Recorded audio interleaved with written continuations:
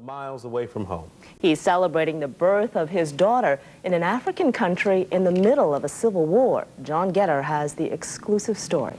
The fighting in the Republic of Congo has seemed too close for one Houston family. Things escalated very quickly.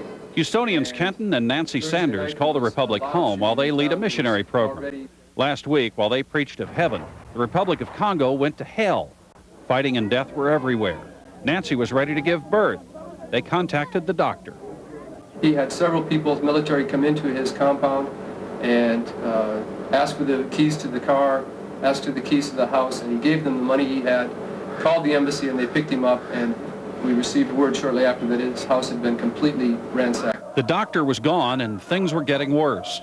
My wife, Nancy, went into labor. So what did this dad do? We took the only tools that we had, which was a small aspirator bulb and a pair of scissors, and I boiled them. At first, he thought the baby would come at home. It was relatively safe. It was not in the war action, although there were some mortars that were falling there.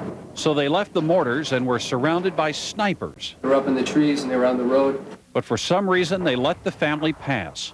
There was no time to spare. We arrived at a very small clinic that was roach infested and mosquito infested at about 10 minutes to 3. And with a Catholic sister and myself, we delivered the baby at 3:10 a.m. They had little time to celebrate. About 4 hours after the baby was born, with mortars landing in the neighborhood, Nancy and I decided that we should leave. They wanted to get to Kinshasa. The choices? Dugout canoe or airplane. They drove to the airport. I heard the first bullet come from the left. Weaving through a firefight, they awaited a Swiss evacuation flight, Nancy on the phone. Trying to telephone the embassy on a cell phone when she saw the tracers from the bullets hit a wall less than 10 feet from her, and the spray hit her in the face. With bullets and blood everywhere, they made it out to the safety of a friend's house in Kinshasa. They haven't had time to name their new daughter yet, but they're fine. The sign on their truck says, "Jesus is alive."